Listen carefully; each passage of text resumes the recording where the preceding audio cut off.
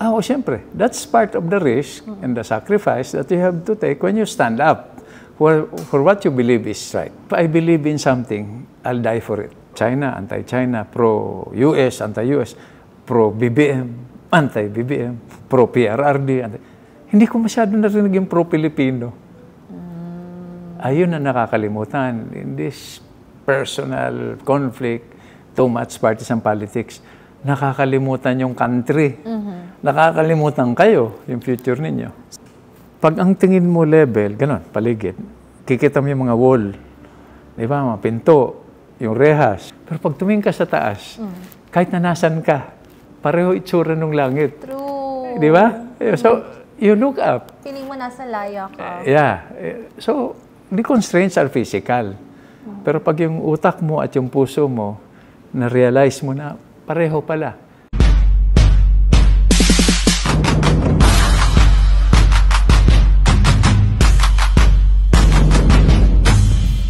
Big thanks to my sponsors, Seed Fragrances. Have your own fragrances perfume bar in your events now. Start every day positively with Cobean Coffee. Party trays and packed meals, hot dish. Luvido for my clothes. The best empanadas and Pinoy favorites are from Farinas Ilocos Empanada. For full meaty rice meals, go for Java Meals. Shape White Coffee. For coffee event stalls, Tercy's Beauty Studio Cafe. And of course, thank you to my production house, Summer Sky Productions. Here to share the boldest jailbreak of his time, Senator Gringo Honasan.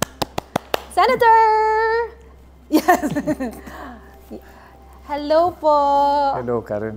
Thank you so much for thank you so being much here. for having us. Thank you. Such an honor. Wow, I can't believe you're on my show. Four-time senator is here on my show. Nako.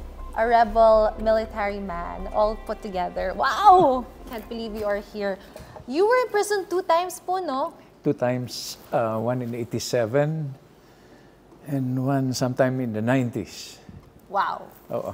Okay, so let's talk about the biggest jailbreak of your life. Pero bago po nun, Yeah. of course you took part in the 1986 EDSA Revolution. Yes. Yes, and that of course, you know, ousted President Marcos. And how did that experience shape you in actually, you know, including yourself in the involvement in the 1989 coup? Well, actually, Karen, I'm glad you asked that question because the EDSA Revolution was not about people gathering in EDSA against somebody or an administration. In fact, EDSA itself was not a physical location. It happened all over the country. It was for good government and meaningful change, reforms. So that was a lifetime ago. You were not yet born during the time. Actually, na-notice ko nga sa inyo, Sen, hindi naman yung tao yung nilalaban nyo eh. Yung ano, yung nangyayari sa, yung situation, yung nilalaban nyo. Yeah. Principles, yes. Because you're very idealistic and you have an idea of what a country should be. Yes. It's such a beautiful country, you know. I would hate for opportunities to be wasted. Not for myself, but for my children and grandchildren and the children and grandchildren of other Filipinos who do not have access to the means for change. And the problems, if I may add, Yes. are not personality related. We can continue changing personalities either through people power, through uprisings, or through elections, which are coming soon, may, no? But we should improve the system. It's the system. Yes, we should put a stop to the ongoing institutional damage that has wreaked havoc on our economy, on our political and social life, on our security. So these are changes that I think are necessary. And I don't think these changes will happen overnight. It's work in progress. And I would like to pass the ball back to you for your generation to step up to the plate and do your job. We're trying our best, especially looking through history, studying history, and hoping not to repeat the wrong things from before. Pero, Sen, alam ko kasi nung 1986, it was a very peaceful coup. Or, you know, 1986, it was very peaceful. Pero 1989, though, was quite bloody. 87, before 89. Before, nung 87. Nung 1986, it was a very peaceful Yes. one. Pero nung 1987, naging very bloody siya. So, na-anticipate niyo ba yun na it would escalate to that level? Well, the holders of political and economic power simply did not take advantage of the opportunity for meaningful change. The reasons for the, by the way, I'd like to put on record, Karen, no, that they call it coup. 87 was technically, if you use the same standards, no, a coup, but they called it differently. No? What was it called then? They called it a breakaway, soldiers walking out of barracks, joining the people. A coup is a power grab. 86 and 87 and the succeeding uprisings were not undertaken to grab power for ourselves. It was to pave the way for a new structure to address the institutional damage and the flaws in our system. So I just wanted to put that in perspective. Now, going back to your question, 86 was peaceful, people power. 87 was initiated by the military for the same reasons. Good government, the same corruption, the same inefficiency, the same too much politics. In fact, if I may add, if you allow me, no? Historically, if you examine what we have done, we've been doing the same thing politically, economically, in terms of national security, the same thing, no? And expecting a different result. There's a term for that, but we'll not. I think I deal know with what the term is, yes. Okay. After 86, we had a revolutionary government. And then with a freedom constitution. So there was an opportunity for meaningful change. What did we do first? We conducted elections. The same elections that are going to happen now. So I just wanted to put that on record. So the same reasons. It became bloody because apparently the holders of power did not want to give in after they tasted power na. So soon, no? After 86, 87, and then 89. Ang lapit ng mga years, no? You would have thought na there would be peace for an entire decade muna. Yes. Biglang may nangyari na ulit. Yes. So, dahil, how did the reform movement, how was it born, no? During the time of President Ferdinand Marcos Sr., our soldiers would be out there in the field confronting the so-called enemies of the Republic, no? Rebels, criminals who had some reason. No? They claimed they were protecting the innocent, the victims of injustice, those who were hungry, they were homeless. No? Pero naisip namin nung Karen, bakit? No? Okay lang na sundalo at rebelde masaktan, mamatay. Nasa job description yun.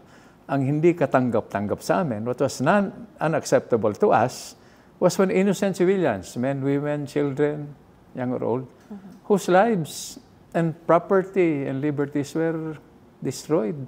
Bakit sila ang nagsasuffer? Di ba? May armed conflict. Yet the rebels and government were claiming that they were fighting for the oppressed, the victims of injustice. So bakit sila nag-aaway at ang nagiging biktima? Yung Madaming innocent civil. casualties. Yes. So that's how the reform movement was born. Yep. So, this happened, a bloody coup happened, and of course, this became the reason why na nakulong kayo for the first time. Nakulong kayo. How did you know that you were being hunted already? Well, I was among the most wanted list, no? But let me put it also, Karen, in perspective, no? With your permission. Okay, so yung 1987 uprising, I don't want to call it a coup attempt, no? 300 people died. How many died every year of hunger? Those who lost their jobs and their families were hungry. Have we even bothered to count that, no? How many people, innocent farmers who wanted to protest in Menjola, were shot by the authorities, no? Just for protesting. Farmers ito, mahirap. So, itong mahirap, di ba? Selective, pati yung justice, pati yung information. Pag beneficiary ka, tama. Di ba? Pag ikaw yung may kagagawa ng corruption, ng pagkakawatak-watak ng Pilipino, social injustice, homelessness, mali. Bakit? Why selective? Why double standards? That's what resulted in your generation. It's improving quite a bit. it's improving, no choice. That's a law of nature. No? Yeah. An organism will evolve. No? But I am happy that your generation is stepping up to the plate. Your generation, by the way, is better than us. Why? I don't know that. No, I know that for a fact. We share communication faster. That's what I know, though. No, let's say, I don't know if you don't mind, how old are you? Old enough. Okay. No. Obviously, you're younger than me. So you subtract your age from my age. I've been your age before. You've not been my age. The difference is what I'm sharing with you. The things that I did right, the things that I did wrong. Our generation. So you're better because you have access to technology, to information. One click. Diba? Information. Yun lang, may danger yun. But Ang problem lang kasi, Sen, madami sa history natin na palitan na eh. So people like you can share to us yes, what exactly happened because you experienced it. Because history is written by those who assume power. Di ba? Kinolor code pa na natin eh. Di ba? Yung mga libro nun, may yellow, may red, white, and blue. Oo. Kung kaninong side ka, yes. Ngayon, yun yung mababasa mo. That's an important thing I wanted to share with you also. No? I think we better start writing our history more accurately. Dapat yung neutral ka eh. Yung walang bias. Yeah. Diba? It might hurt some people politically, but at least this is the history of our country, where we have been, where we are now, where we plan to go, that we are going to teach to our most precious, strategic, and renewable resource, your generation. Oh, Sen, since we are highlighting the jailbreak of your time, which I find so interesting kasi a lot of people are imprisoned in a normal jail. But you, though, you were imprisoned. In a special jail. So, you were imprisoned in a ship. And Yes. this is actually a Philippine Navy ship before. Yes. Flagship of the Philippine Navy. So That's pinakauna. Hindi. Yan yung pinakamalaki at pinakamodern na barko ng Navy yun nga. Kaya flagship. Siya ang parang headquarters ng Philippine Navy sa dagat. Wow. Flagship. At saan siya naka-park? Doon, nakapark siya sa Manila Bay. Manila Ngayon, Bay. siyempre ang tanong, inuunahan na kita, bakit ako, Army, kinulong sa Navy? Paano akala nila, porket Army ako, hindi naintindihan ng Navy yung mga pinaglalaban ko. Doon sila nagkamali.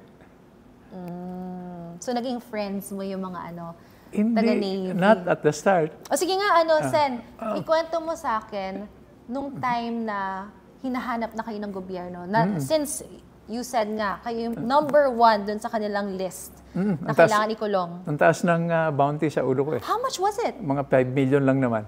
5 million pesos that time was a big number. Big number. Kahit na si Andres Bonifacio, walang ganong patong sa ulo. Wow, 5 million. So, nabayaran ba yung nakahanap sa'yo? Hindi ko na alam. Alam mo yung mga bounty hunter. Alam mo, sikreto yun pag binabayaran. When there is a bounty in your head, life becomes a little bit dangerous. Siyempre. That's part of the risk and the sacrifice that you have to take when you stand up for what you believe is right. In my case, it's because of my training, maybe my parents, my values, no? And what I really fight for. If I believe in something, I'll die for it. Wow. Yep. Until this very day, ganun pa rin yung mindset niyo? Parang hindi naman nagbago. Kaya hindi naman ako pwedeng presidente ng Pilipinas. Pwede akong presidente lang ng homeowners. No. 4-time senator ba naman? Senator. Diba? So, 17 years, hindi, before that. Ito, history ko lang. No? 17 years na sundalo. 7 years na rebelde. No? 21 years na senador. First, modesty aside. Hindi, pwede mo mag-con rito, no? of course. First, truly independent senator in Philippine political history. No party, no money. Wow. To win in national elections, not only once but 4 times. Yeah, 4 times. You've Yep. always been on your own. And that's a big deal. Yes, hanggang ngayon, on my own You ako. mentioned pala na walang pera. Mention nyo, wala kayong support ng grupo. Wala yung partido, wala. I organized 1 million young volunteers. Puro volunteers. In fact, di ba, nung galing ako sa pagiging fugitive, so sabi namin, nakumbinsi kami ni President Ramos to go back to the folds of the law and participate peacefully, legally. No? So sabi namin, gagawin natin. Takbo tayo for election. Sabi ko, Ganun lang. Ganun lang. Dahil gagawin namin, di ba? So, barangay captain. Hindi, senador. Taasan mo naman, Sen. Yun, natasan para national. National lang pinaglalaban namin. So punta ako, Karen, dun sa COMELEC at sa NAMPREL. Sabi mo naman sa akin Kernel, paano ka naman tatakbo por senator? Wala kang pera, wala kang partido. Galing ka pa sa panggugulo because of the uprisings. Sabi ko, tingnan natin. Diba? Dahil ang partido ko yung taong bayan. Pag hindi nila ako naintindihan, na gets, no? Kung ano pinaglalaban ko, hindi nila ako iboboto. So we organized 1 million volunteers nationwide. So we did not top the elections. Number 9 yata ako noon. Not bad. Not bad. Yeah, not bad. Basta't panalo, wala namang senator number 1. Part of the 12, okay na yun. So, ang dami talagang umidolo sa inyo that time. And speaking of which, nung nakulong nga kayo dun sa Navy ship ng flagship ng Philippines, which is a very unique jail, especially for a man like yourself, 17 years, military man, tapos ikinulong kayo doon. Did they have this thinking na pag dito siya kinulong, hindi siya makakatakas or wala siyang powers dito? What was their mindset? Why did they place you there? Yun nga, dahil army ako, akala lang hindi naintindihan ng Navy. Tapos binabantayan ako sa mga, alam mo yung ibig sabihin, SEAL, no? SEAL. Navy SEALs, yeah. Navy SEALs. Yung Navy SEALs ang pinagbantay sa akin. Kamusta yung ship, by the way? And how long were you imprisoned? Mga 5 months din. Oh, 5 months. Okay. December to, tumakas ako mga April na.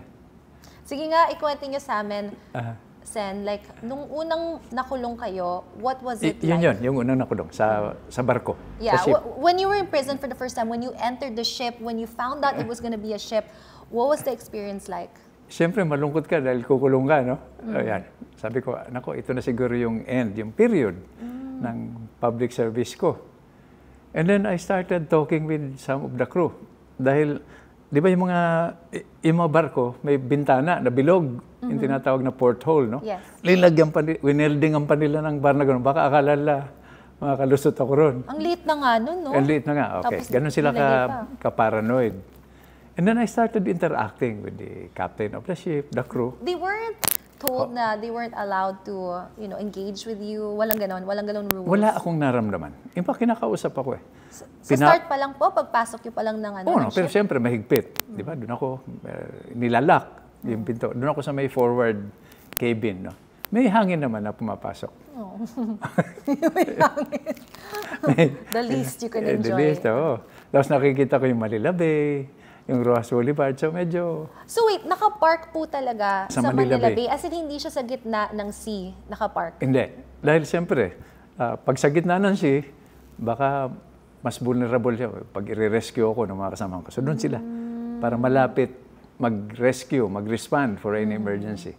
And how was your jail cell like or cabin like? Was it made to look like a jail or paano po siya? Well, isolated. Mag-isa ako ron. Doon ako kumakain. No? Later on, pinayagan naman na bumisita yung wife ko. No? Pero kailangan mag-register, mag-record. No? In fact, it was during one conjugal visit that my youngest daughter was conceived. Doon na buo. It's an unforgettable ship. Yep, unforgettable. That's why her name is Kai, K-A-I, which is Hawaiian for sea. Ay, tanong mo yung Karen kung ano parang name ako, hindi ko alam kung magiging proud ako dun sa story. Kaya po pangalan ko sa ito yung nangyari. Ito Karen. Yung elder daughter ko. Dahil cute. Elder daughter ko naman. Walaan mo kung anong nickname niya. Hala, dun sa... kasi nung sa loob naman siya nung isang jail. Before that. Before pa that. Before that, na-conceive naman siya. Ku, Very dahil historical uso na names. yung, Ku. Cute. Ku and Kai. Yeah, Ku and Kai. Cute. Okay. So, at least may nice thing na nangyari sa loob ng jail. Parang at home naman ako. In the sense na hindi naman ako parang yung preso na, alam mo na, yung mahigpit, minamaltreat, tinotorture. Walang ganon. Did you feel like they looked up at you? Like parang, they're like, uy, si Sir Gringo Honasan, namin yan. Naramdaman ko. Dahil nung nag-uprising kami, tumaas yung sweldo nila. Oh. Dahil, hindi ko naman, I'm not claiming credit for that, Karen. No? Sabi ko, noong panahon na yon, ang trato sa sundalo at pulis, parang mga private security guard. Na pag sinabi mong, wag mong papasukin, tahulan mo, minsan barilin mo, ganon. Ganon. Yet pag nasasaktan yung sundalo, alam mo yung benefits na nakukuha ng pamilya? Kulang pa pambili ng kabaong. Ay, Parang unfair, hindi ba? Itataya mo buhay mo tapos ganon. So, nag-alsa kami. Kaya tinawag na reform dahil resulta na yon nung sitwasyon na si President Marcos Sr. may sakit pala at walang nakakaalam. So, yung mga orders niya sa baba, parang hindi na... It wasn't sound. Anymore. Di ba? Ano nasasaktan, like I described, is yung innocent civilians. That's how the reform movement was born. Ang feeling ko, nung kinulong ako sa barko, hindi ko naman tinatanong, no? Ano feeling nyo? Baka palitan sila o pahirapan, no? Palagi ko naintindihan nila yon. Kaya may unspoken rapport. Yeah. So there was respect for you and also for what you've done for the pero country. hindi naman special. Di ba? Ordinaryong soldier ako. Di ba? Pero na-feel ko na naintindihan nila yung issues at kung ano yung pinaglalaban ko. How did they call you when you were in jail? Di sir. Sir? Dahil kernel ako noon eh. Pati yung kapitan ng barko, outrank ko eh. Sa rango ah. But I was, wala na ako sa servisyo. Rebel na ako. Ba ganun po ba? Nakulong kayo? Tatanggalan kayo ng rango? Hindi naman, pero wala ka na sa listahan ng active members. And did they salute you when you were in jail? Medyo. They did. Pinapayagan pa ako mag-jogging doon sa deck eh. May helipad doon. Siyempre bantay sarado, pero pinapayagan ako mag-jogging. Was that every day? I tried to run every day dahil nung pa lang, pag kinulong ka kasi, pag sundalo ka, ang unang poplanan is, paano ba ako tatakas dito? So yun ang unang naisip niyo ba? Dahil duty ng sundalo yan, di ba? Pag prisoner of war ka, nasa isip mo, para makabalik ka sa unit mo at ipagpatuloy yung struggle, that's what you think about. You thought of it as a war. Yeah. It's a war. Being imprisoned is a war. Against poverty, against injustice, for reforms, the works, no? So it's a war. In fact, we're at war now, tayo. We're at war against, nandyan, the surveys will tell us that many Filipinos are hungry, homeless, jobless, stuck in traffic, victims of drugs. We have our little wars and our big wars. Yes, these are the permanent wars that we have to confront, not our political enemies, which is happening now. Di ba? Yung national conversation, di ba, Karen? Ano ba naman to, di ba? Yung president, former president, nag-aaway sila. Hindi pinag-uusapan yung country, yung future ninyo. There's a lot of personal issues that they have. How about our country's issues? Yes. Para Diba? mabigyang pansin na yung Pilipinas. Ito pa. No, I'm sharing this with you to lay the premise for why I was detained. Yes. Ba't ako sumama sa uprising? Ba't ako nag-isip na tumakas? Di ba? So, permanent war yan. Ngayon, di ba, napansin, pro ganito, anti-ganito. Pro-China, anti-China. I noticed you were not like that. Yeah. You've never been pro-person or pro-administration. You've always just been for the ideal, like... For the country. Yeah, Okay. what's good for the country. No, Parang I noticed. I was going to say, di ba? Pro-China, anti-China, pro-US, anti-US, pro-BBM, anti-BBM, pro-PRRD. Hindi ko masyado narinig yung pro-Pilipino. Ayun na nakakalimutan. In this personal conflict, too much partisan politics, nakakalimutan yung country. Nakakalimutan kayo, yung future ninyo. So, Sen, nung nandun kayo sa loob ng kulungan, and definitely you're pro-Philippines, did you worry though about yourself? About your future, about your situation? Alam ko, iniisip nyo na, gusto nyong, makatakas. Siyempre, tatanungin mo ako, di ba, di ba kayong tatakot? Karen, takot na takot ako palagi. Pero, alam mo naman ako, ang karakter ko kasi, pwede mo kong insultuhin, saktan, pero huwag kang magkamaling saktan yung mga mahal ko sa buhay. Huwag kang magkamaling saktan yung country. Dahil pag sinaktan mo yun, I'll be your enemy. Like, tinatanong ako, after 17 years sundalo, 17 years rebelde, 21 years senador, 2.5 years na cabinet secretary, ano ba gusto kong gawin? At my age, and after almost 50 years, siyempre gusto ko naman ka rin umuwi. Di ba, mamuhay ng tahimik. Pero paano ako uuwi kung may naiiwan na nahihirapan pa, di ba? My country is my home. My family and my people. How can I sleep soundly naman at night kung alam kong may naiiwan pa na nahirapan, naging biktima? So that's my purpose. Yung priority nyo talaga is the country, number Oh, and one. my family knows that. Your Pag family pinipili mo ako, country or family, kaya siyempre may kwanting hindi na maintindihan ng family ko. Bakit country? Paano kami? Sabi ko, pag inano ko yung country, kayo magbe-benefit. That's my reasoning. And with that, I'm wondering, when you were in prison, did they have a safe place? Kasi syempre, like you said, you had the fear na baka sila yung i-attack. Nakatago po ba sila nung time Hindi. yun?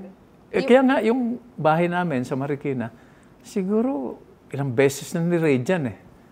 Yung si Kai, yung youngest daughter ko, pag nagre-raid yung mga authorities, binabalibag yan sa kama. Akala nagtatago ako kung saan. Diba? So, ganun sila Sanay na. yung family ko. Pero, hindi ko naman gagawin yun. Pag ako naman yung on the giving end, hindi ko naman tatapon yung baby. Ayun, mga hindi nila nakalimutan yun. Di karga yung baby na gano'n. Karga. Baby. 4 months old. Sino nagtapon po ng baby? Yung mga sundalo na mga, alam na, papasikat siguro sa mga bossing nila. Oh my gosh. So, na-feel ko yun. And since, Senator, syempre, yung military, day-to-day nyo, hindi naman siya in a prestigious place. But was it easy for you to survive daily sa jail or was it difficult? Okay, na-feel ko ito, nakakulong ka, sa barko ka. Pag ang tingin mo level, ganon, paligid, kikita mo yung mga wall, di ba, mga pinto, yung rehas, di ba?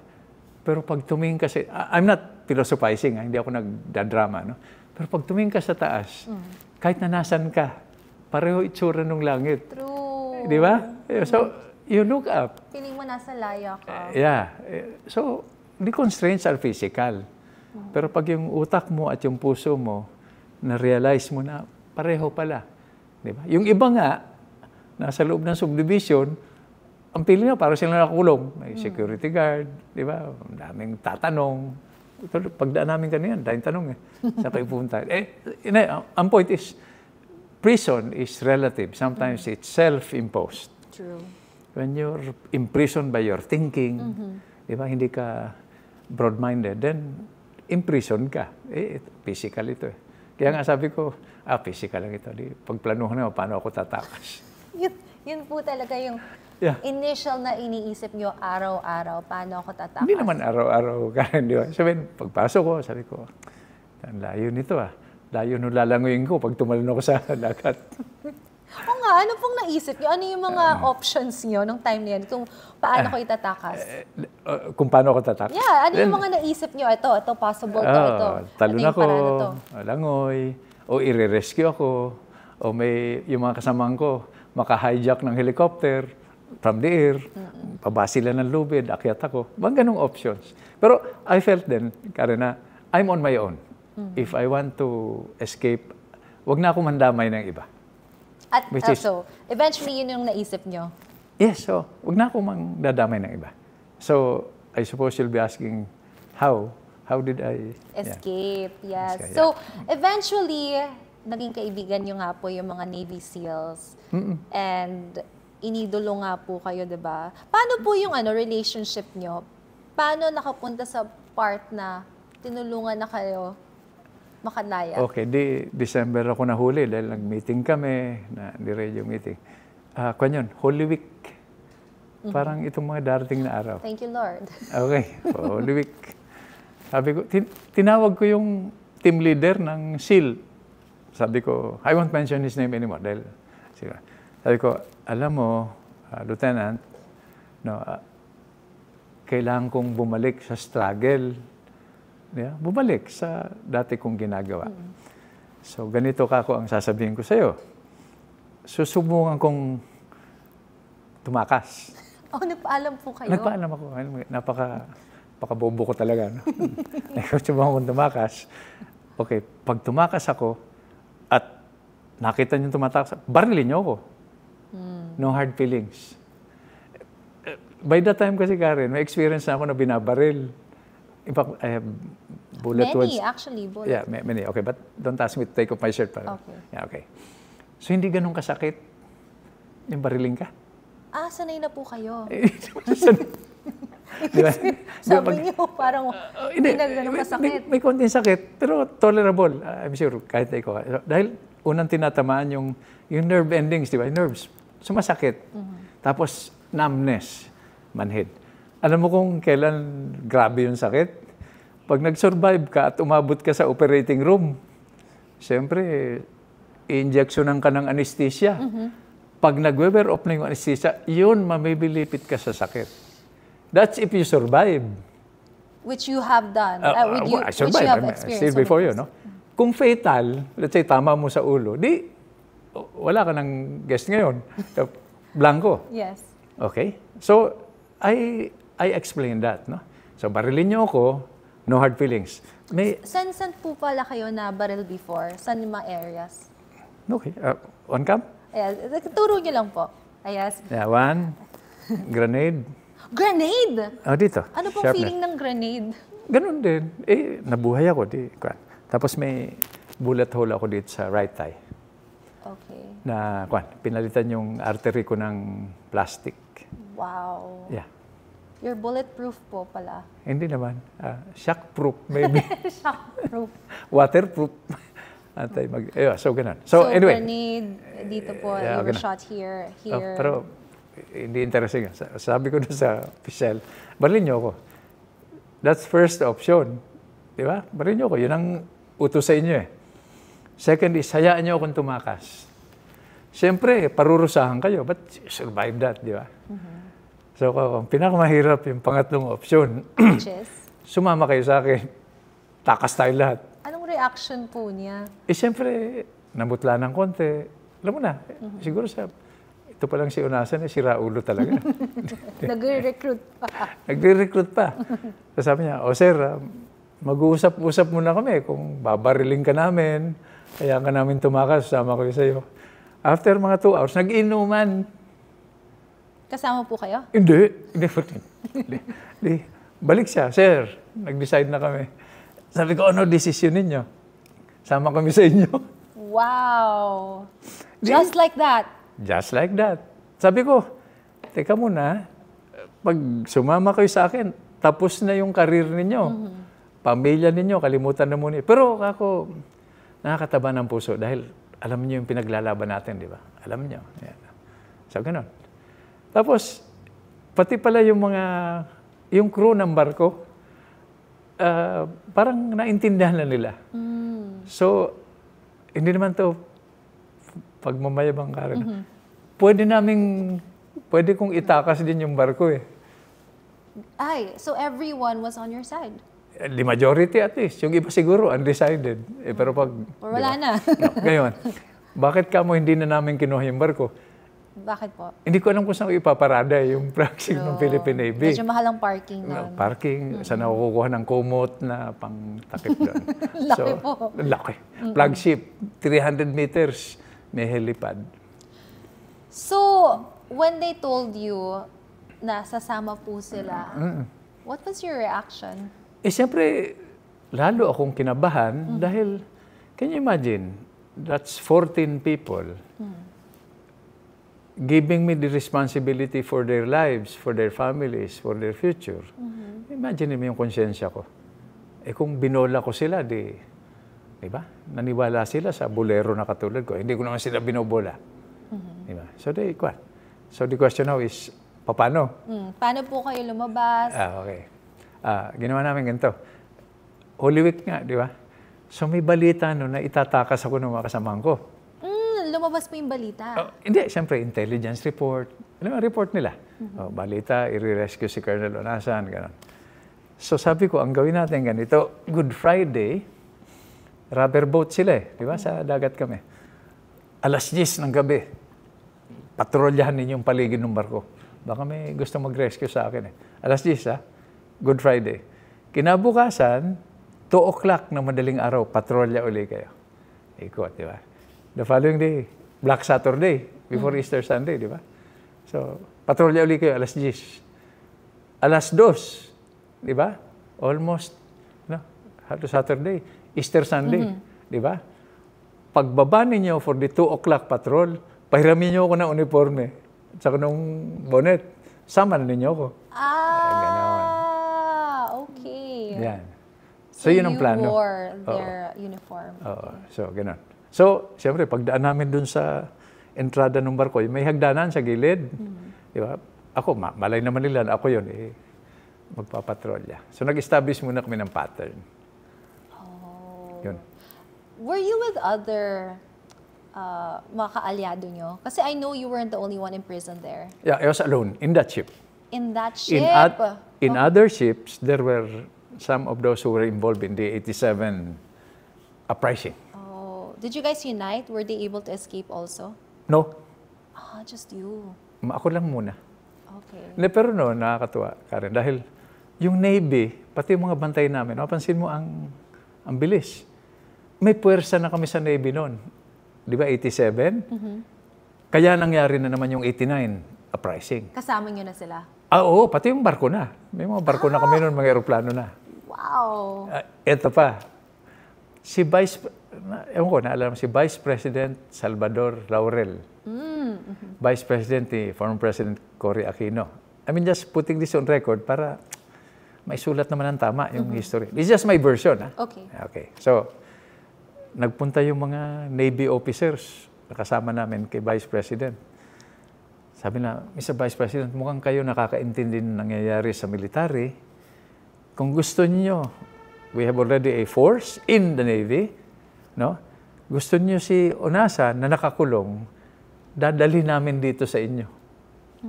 Sabi ni Vice President, huwag naman binibiro niyo ako. Dahil yung bahay niya noon sa Shaw Boulevard, di ba ang layo noon sa Manila Bay?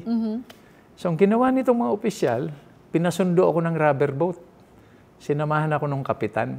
Can you imagine, a prisoner, I'm just sharing this with you, Karen, for our young people, para, by example, how when you are committed, you believe in something, you willing to take this. Anyway, so sakay kami sa rubber boat, doon kami pupunta sa likod ng Quirino Grandstand. Sinundo naman ang sakyan. Dinala ako doon sa Shaw Boulevard. Kay Vice President. Doon kami nag-dinner. Wow. Parang, alam mo na, di ba? What a welcome! Sabi ni Vice President, I'm impressed. So naniwala siya na may unrest sa military. The issues were clear. So dinner kami, relax ako. To think you were a political detainee then. Yeah. The Vice President welcomed you. In his home. The point really was the issues were very clear. Yes. The military was being used as the Praetorian Guard, the private security agency of every administration. I'm adding this to the conversation, Karen, so that you and our young people will understand that these are issues. Hindi pwedeng ganito na lang ganito. You cannot use the military for your own political. Hindi ito private security agency. This is the armed forces of the people. Hindi armed forces of any administration. Di ba in ancient Roman history, ang nag-harm dun sa emperor, yung Praetorian Guard, pag nakita nila na abusado na, they changed the emperor. It was their... They're following the right talaga, not necessarily the person who's dictating. Yes. Hari nun. What's the difference between a king and a president? If you look at the structure, no? Yung Roman legions, di ba? The Roman legions, when they conquered the world, di ba may banner sila? Nakalagay, SPQR. I learned this from somebody else, no? SPQR. Ibig sabihin, Senatus Populus Qui Romanus. The Senate and the people of Rome. It did not say the Emperor Julius Caesar and the people. It said the Senate and the people of Rome. That's the banners that the Roman soldiers carried.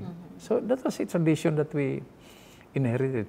The army the armed forces is the armed forces of the people, not of the Not, president. yes. Yes. Not of the leaders. Not of the leader. So, ito ang background kung bakit akala natin itong mga sundalo, they do not understand. They understand. They know. You cannot hide things from them. But I'm careful because in the present situation, pero mo, Karen, kung may mga gatong na naman dyan sa mga kasundaluhan natin at ma-deceive sila, it will cause some instability in our country, which we do not need at this point. Okay, so now we're at the dinner. Yes. You were welcomed to the free world. And eventually, you got amnesty years later on, right? Later on. Later on, yes. Panahon na ni President Ramos. Right. Pero nung time na yon, you were still considered a fugitive, Yes. right? So paano nyo, how did you go day to day, considering na malamang hinahunting pa rin po kayo? Palipat-lipat. So paano po yun? Palipat-lipat. I travel at night. I wear costumes. I wear women's dresses. Really? And then I used to lie down inside a casket. Like, saan po ba kayo tumatago? Like, nung kung sa saan-saan. caskets? Bakit po? Hindi. Nakasakay ako sa, wala namang nagche-checkpoint sa punerarya, di ba?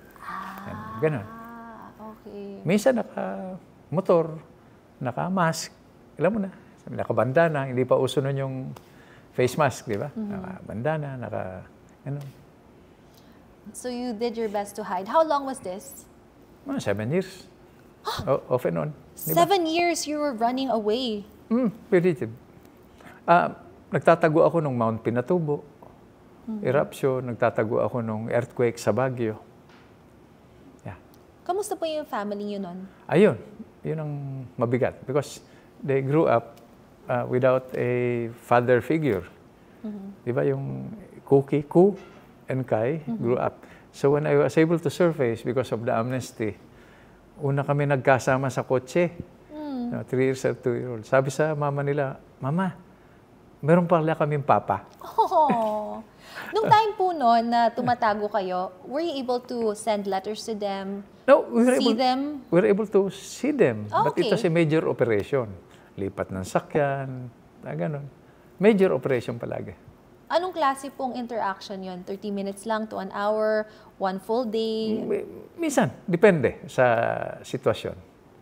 Grabe, it's a mission impossible just to see your family. Yes, major which I do not want to put them at risk. Dahil course. let's say masundan kami, how can I protect them naman? Ako magtatatakbo. Grabe, ang hirap po palang maging kapamilya niyo. Yung nga, oo. Diba? Hirap kaya. Talagang Action-packed. action-packed. Tatanungin mo rin, di ba? Anong klaseng housewife naman yung papatol sa katulad ko eh. How was your wife po? How was she holding on? Very strong naman. 86. Let me go back a little. Sige po. Just give you an idea of what kind of person was, crazy enough to marry somebody like me. So 86. May plano na kaming lusubin yung Malacanang. Nandiyan na si President Marcos Sr. Sabi niya, we have discovered a plot led by Onasan and Kapunan, tatak Malacanang, gano'n. Siyempre, noon medyo may credibility problem na, di ba? So, nagsasabi siya ng totoo, pero wala nang, kukunti na lang ang naniniwala. Dahil nga, because of the system, may sakit na rin siya. So, tumawag yung wife ko. Nandun na kami sa Campo Aguinaldo. Wala pa ng mga cellphone eh. So, tawag siya. Sabi niya, ano na naman ba itong pinaggagawa ninyo? Dahil hindi naman sinabi sa mga pamilya namin. Sabi ko, itong ginagawa namin, reforma for good governance, para sa mga anak natin at yung mga anak ng ibang Pilipino. Alam mo, sagot sa akin, Karen. Sabi niya, eto ang anak namin nun, 2 o 3. Sabi niya, para hindi naman kami nakakahiya. Ito, request namin sa'yo. Huwag kang papahuli ng buhay. Pangalawa, sabi niya, huwag kayong susuko. Pasok kayo ng pasok yan, tapos suko lang pala kayo. So, 2 conditions. No? Huwag kang papahuli ng buhay. No? Saka, huwag kayong susuko. Kayo, Dinedare din pala kayo ng asawa niyo. Hindi. Sabihin, pinalalakas yung loob ko. Dahil kung okay na ako sa bahay, sa harap na ang focus ko. So, true enough, pababa ko, from the third floor of the Camp Aguinaldo building of the Department of National Defense. Wala pang people power noon, pero may mga madre na sa loob. Sabi sa akin ng mga madre, Colonel, supposedly government forces will attack you. What will you do? Sabi ko, sister, I guess we'll have to teach them a lesson. Yabang ko nun. Di ba? Totoo naman, dahil hindi naman kami parang mga daga na ipit lang sa Aguinaldo noon. No? We had recruited already a... Yeah, the Catholic Church Yes. really was one of your allies, and also media. Media. Siyempre, hindi naman dahil sa masamang tao si President Marcos. Kundi, di ba, nagkasakit, walang nakakaalam. So, yung call for reform was timely. So, first 2 days, di ba, wala namang mga, kung ano-anong bandera ron, di ba, mga red flag o yellow flag, no? Noon the third day, nakahalata siguro yung mga iba-ibang grupo, nagdatingan yung iba-ibang bandera. But first 2 days. And then second day, I'm just laying the premise for, di ba, ang topic natin, yung takas. Yan, ganun ang antecedents ito. No? Tatawid kami na Secretary Enrile, papuntang Krame. Nandun si President Ramos para consolidated sila. Ang kabakunan, di ba, millions in the streets. Tatawid kami, the sea of people. Biruin mo, Karen, kung bugbuging kami ng 1 milyon na tao, durog talaga kami. So, I was really worried, concerned that baka they would misunderstand what we were doing. Akala yung pagtawid namin na ganun. Kabado ako. Nagsigawan, nagpalakpakan, nag-iyakan, nagyakapan. Sa loob-loob ko, panalo kami rito. Yeah. Para mga heroes na naglalakad. Oo, grabe. I mean, I cannot forget that feeling, no? During those 4 days, ito, I would not recommend it for you, no? I lost 15 pounds. Wow. 4 days. Kaya, walang kain po ba yun? hindi ako paano ka makakain Adrenaline was so high. Adrenaline. I slept for a total of about 5 hours during the 4 days. Kaya, I lost 15 pounds. Nung on the 4th day, on the 5th day, naghubad na ako ng uniforme. Walang hubaran Yung uniforme ko at underwear, naglakad mag-isa doon. Wala din shower nung time na yun? Wala. Nasa shower ka, biglang nagkagulo. Di para kang, di ba? Wow. Yeah. You've experienced decades of history in the Philippines, if you think about it. Well, yeah, but if you ask me, I'm just no, I'm not downplaying this. I'm just an ordinary soldier thrust into extraordinary circumstances. Sa buhay, I'm sure you've experienced. What do you do you face with the situation? You stand up and confront the situation. No? You fight. You confront it. You run away. You flee. Or you watch. You do not move forward or backward, and you watch na lang. Sa loob-loob ko, sundalo ko, kakahiya naman kung ang tama ko sa likod. Di ba? Sabihin na I was running away. Masabuti yung sa harap. Di ba? Unthinkable naman sa akin yung tumayo. Maraming mga kabayan tayo na mga miron. Pag may confrontation, manunood. Pag may panalo na, dun sila sa panalo. That's why political parties in this country do not exist. Because that, sigurista, human nature. Everyone's just careful right now. Yes. But of course, you stand for your own, the country. Yeah. And I'm not, I don't follow the political calendar, no? Hindi ako yung election, pwede, hindi. Hindi. It's also a case of impatience dahil nakita ko ito at ground level. Subukan ko na yung tamaan. Can you imagine, di ba, yung walang kalaban-laban na civilian? Gutom, homeless, di ba? Namatayan ng tatay, ng anak. Saan sila tatakbo? Gobyerno, nag-aaway at saka yung mga rebelde. Sila ang nasa gitna. Crossfire. Di ba? So, it's unfair. It's unfair. And I think this is what we are fighting for also. At saka, idagdag ko lang Karen, di ba? Sabi ng government palagi, inclusive growth, whole of nation approach. Hindi ba pag gusto mong sabay-sabay ang angat, ito lang ang pera, ito lang ang resources, sino unahin mo? Yung national priority. Siyempre, ako, unahin mo yung pinakamaliit, pinakamahirap, pinakamalayo. Sabay-sabay. Kaya pag punta mo ron, sabi mo, i-develop natin, tulungan natin, di ba? Ang tanong ko minsan ng mga iba pag-iisip, ilan ba boto dyan? Or, saan ba tayo kikita dyan? So, ang sagot naman namin, i-connect natin, tulungan natin. Pag tinulungan natin, maging productive, dadami tao. Ma-enhance yung economic activity. Pag dumami tao, dadami butante. Pag dumami butante, dumami tao, lalaki kita nyo. So you want to take care of people first?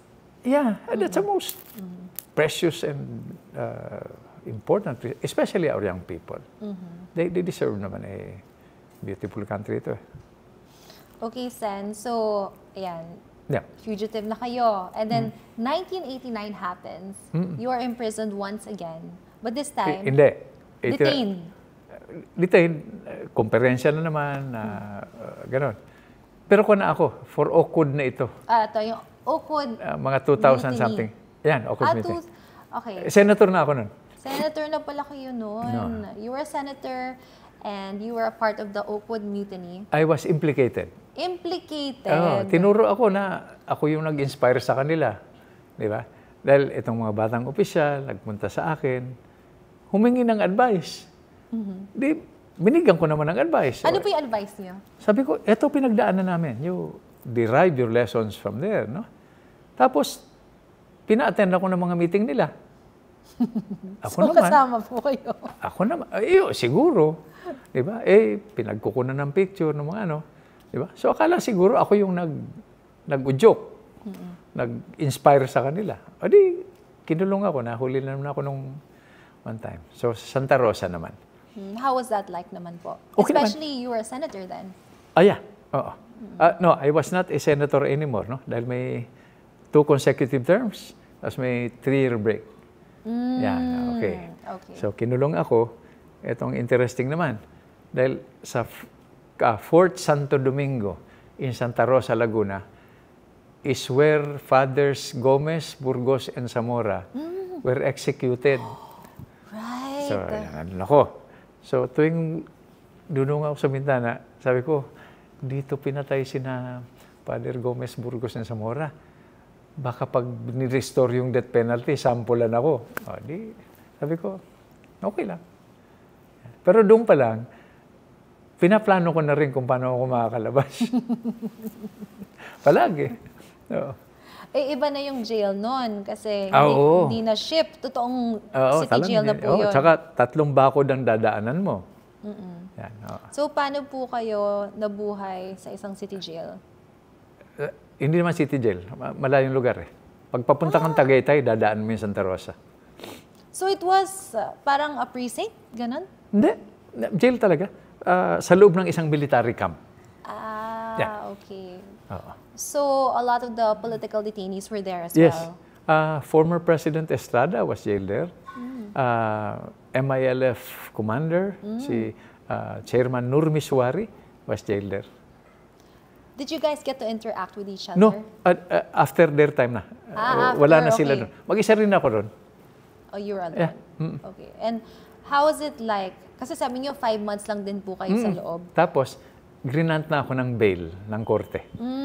So bago ako makaisip na naman na i-recruit ko yung mga bantay ko, pinakawalan ako. And pinakawalan ako 2 weeks before elections. That was the 2007 elections. And when you were released for bail, under bail, I ran. You ran agad. Yeah. So nagbiyahe ako in 2 weeks, Luzon, Visayas, Mindanao. Was that inspired because of your imprisonment or inisip niyo na po talaga tumakbo ng time na yan? Oo. Balik ako sa pagka-senador. Galing na ako sa pag-senador So 2007. Wow. Yung imprisonment niyo ba and losing liberty, has that inspired you in any way? I suppose it's important to me to have that experience tucked under my belt because I know now how detainees feel. You know, Karen, I visited the National Penitentiary when I was a senator, no? Chairman of the Senate Committee on Public Order. Visited it. I realized that a very big percentage. During the time, almost half of the detainees in the National Penitentiary are there not because they are guilty, but because they did not have lawyers. Yes. Imaginein mo. Kaya, ito pa, nakakatawa. Doon sa loob ng National Penitentiary, nandun yung headquarters ng mga crime syndicates. Doon mismo, ginawa nilang office. Ginawa nilang office. Ang kailangan lang nila, na hindi naman siguro pinakikita, ewan ko kung nagbago na ngayon, under the, but I think there have been some improvements. No? Ang kailangan lang cellphone. Pag may cellphone, kayo can contact your family or yung mga kaibigan mo, yung mga connections nila. connections mo, no? So you can contact them. You can control.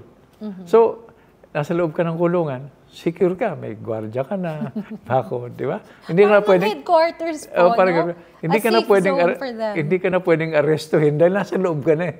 Hindi ka na pwedeng ikulong dahil nasa loob ka na. Paano yun po nalaman yun? Pumasok ako nga sa loob. Tapos siyempre, kinausap ko. And our staff did some research. Research. Kasi normally they would not show you that, considering you're a senator then. Yes, of course. Diba? In aid of legislation, I wanted to inspect the conditions. When you learned about that, what did you do though? Well, of course, research, recommend to, we have to decongest our jails, no? But can you imagine, when you're in jail kasi, life stops eh. Yes. Diba? Tumitigil ang buhay. Hindi mo alam kung... Kaya maganda rin yung ginagawa nila na tinetrain. Some get their degrees. Inside. Now they have college as well. Yes. Tsaka meron silang, di ba? May entertainment. May mass, Zumba, performances, di ba? Yes. May mga TikTok sila. So, it's improving naman. But it can improve some more if we are able to unclog our penal system. True. Sen, kunwari hindi po kayo tumakas dun sa initial na imprisonment nyo, sa tingin nyo, anong mangyayari sa inyo? Kung ni-restore ang death penalty, di sasampulan ako. Baka lethal injection. Diba? But, well, you have to go back to how I started my life. No? Alam mo Karen, at first, I wanted to become a priest. I heard. Okay. Yes. So, priest. Nagbago isip ko. Sabi ko, ano kaya, mag-doktor ako. Sabi naman ng father ko, dahil sundalo lang ang father ko eh. Kasi pag nag-medicine ka, ubos sa tuition mo, yung pampag-aaral ng mga kapatid mo, eldest ako. Hindi sila mag-aaral. So, punta ako sa UP. I became an athletic scholar, track and field team. I tried pursuing a degree in economics.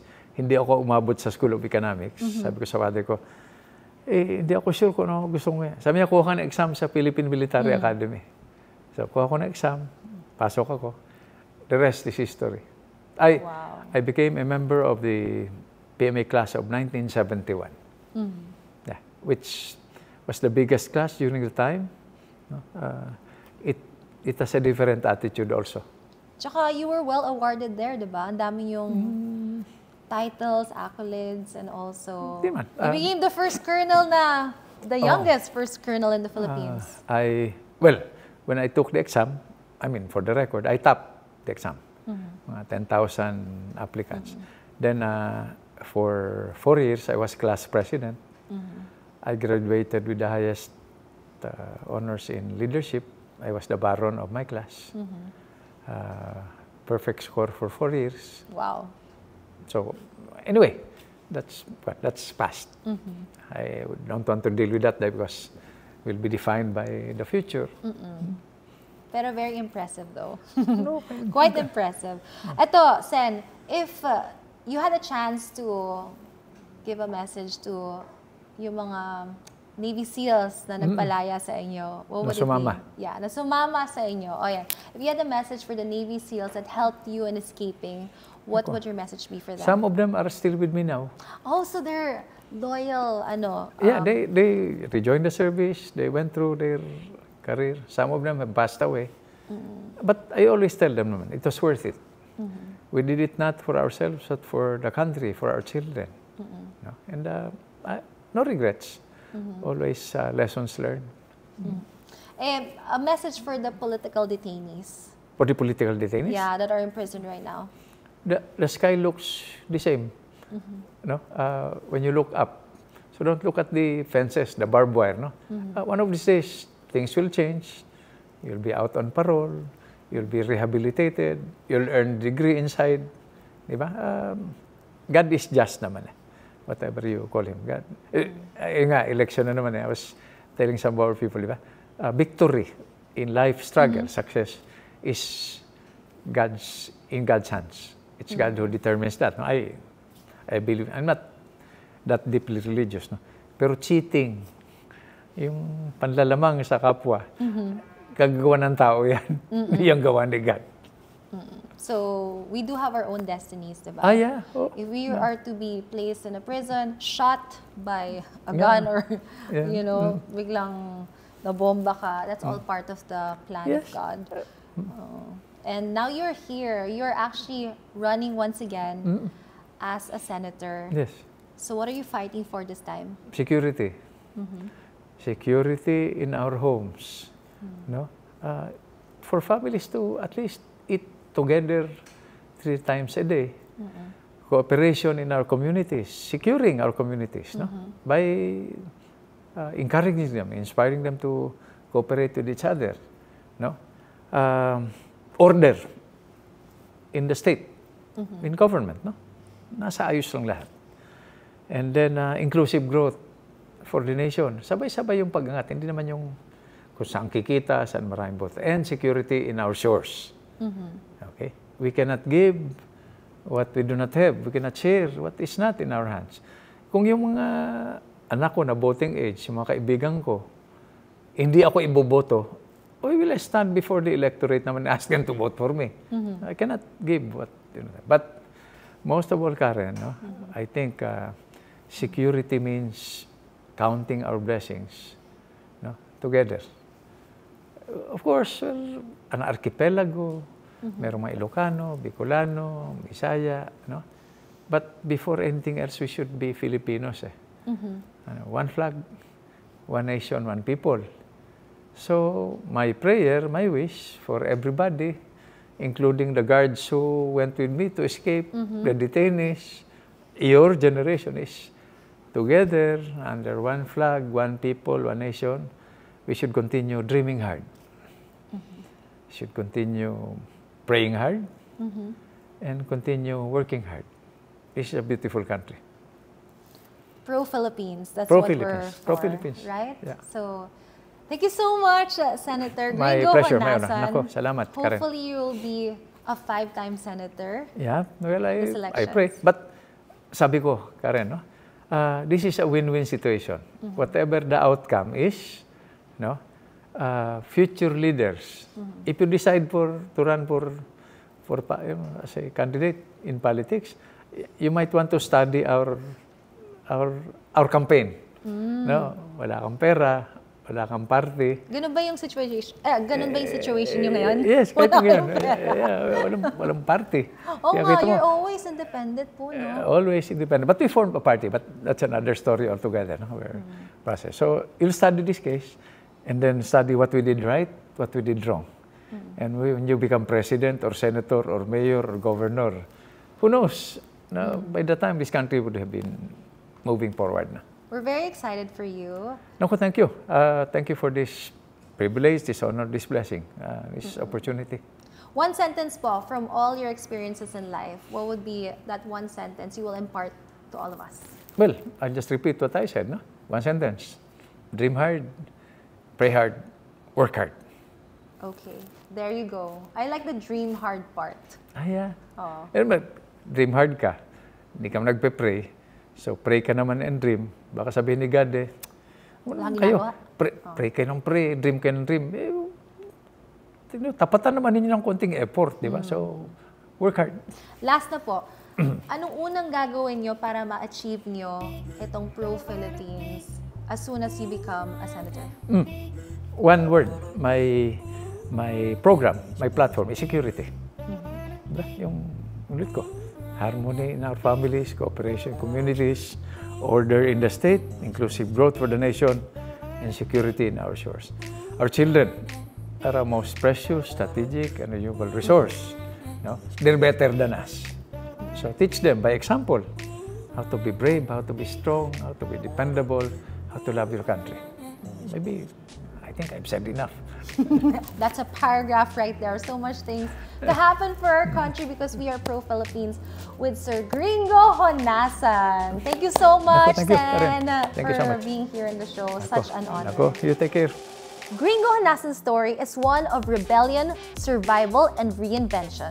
From being locked inside a floating prison to orchestrating a daring escape, his journey remains one of the most riveting in Philippine history. So what do you guys think? Ang pagtakas ba niya isang akto ng tapang o pagsuway?